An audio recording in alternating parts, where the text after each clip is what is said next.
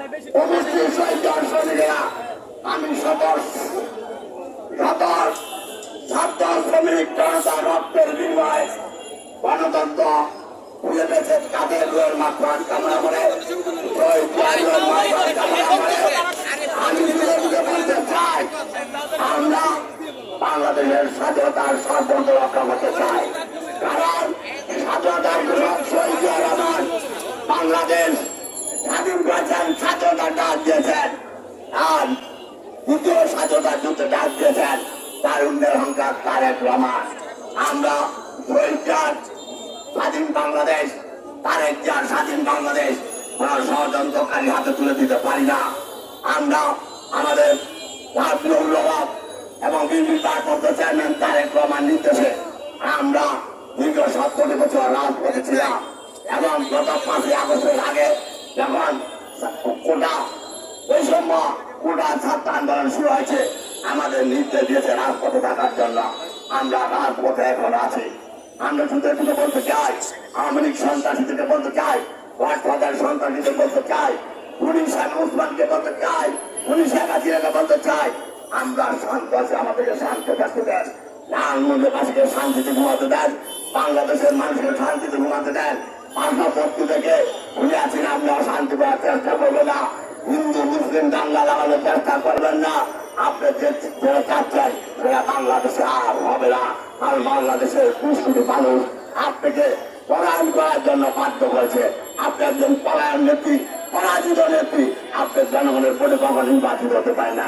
আমি শুধু বলবো, আমাদের নেতা তারেক রহমান আমাদের শহীদ সৈনিকদেরকে পাড়া মহল্লায় আজকে রাত্র পর্যন্ত প্রতিটা মন্দিরে হিন্দু ভাই বোনদের পাশে দাঁড়ানোর জন্য নির্দেশ দিয়েছে। আপনাদেরকে যেন আর বলতে না হয়, আপনারা পাড়া মহল্লায় করলে হিন্দু মন্দির এবং হিন্দু ভাইদের পাশে থাকবেন। আর মেয়র আবিকে বলতে চাই, মেয়র আবি সব পালিয়ে গিয়েছে, আপনার ব্যাপক এখনো বসবাস করছেন। আমরা যদি নির্দেশ দেই আপনার হোয়াইট হাউসের এক নিচে থাকবে না। অতএব আপনার সাবধান হয়ে যান, আপনার এক পাও কাজ দিবেন না। আপনি বিএনপির অফিস দখল করেছেন, কোটি টাকা আত্মসাৎ করেছেন, নামে অনেক দুর্নীতি করেছেন। আমরা চাই না কোন সন্ত্রাসী আগামী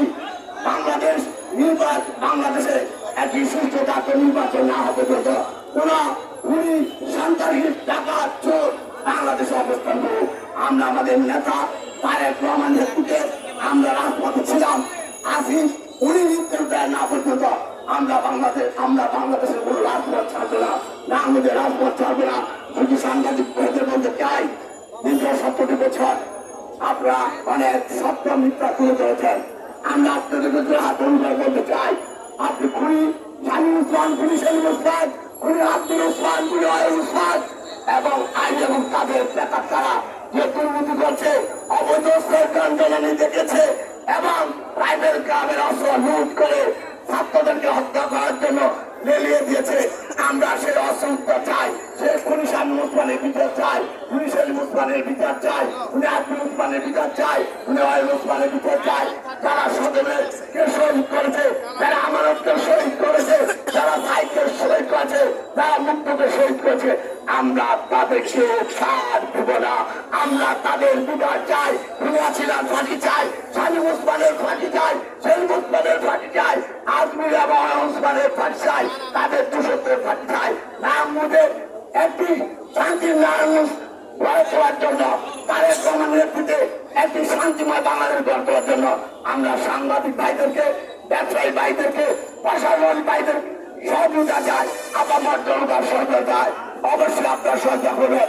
আর আমাদের বিএনপির নাম বাইরে কেউ যদি কোনো চালবাজি সমাজবাদী কোনো অপকর্ম করে, আমার মহানগর বিএনপি হাজার অ্যাডভোকেট সাকাত হোসেন খান, আমি মহানগর বিএনপির সদস্য অ্যাডভোকেট আবু আলী খান টিপুর নম্বরে আপনারা ফোন করবেন। অবশ্যই আমরা আপনাদের পাশে থাকবো। আর হাইব্রিড নেতা যদি কোনো অন্য অত্যাচার নির্যাতন করে বিএনপির ভাব প্রতিরোধ করতে চায়, তাদের ঘোষণা করতে চাই, আর এক পাও আগাবেন না। আমরা তারেক রহমানের নির্দেশে যারা অপকর্ম করবে তাদের বিরুদ্ধে সাংগঠনিক ব্যবস্থা গ্রহণ করবে। অবশ্যই সর্বাত্মক সহযোগিতা, সাংবাদিকদের সহযোগিতা, প্রশাসনের সহযোগিতা, শহীদ শহীদ হচ্ছে। আমি আমার বক্তব্য শেষ করছি। খোদাফেজ। বাংলাদেশ জিন্দাবাদ। শহীদ জিন্দাবাদ। তার নাম জিন্দাবাদ।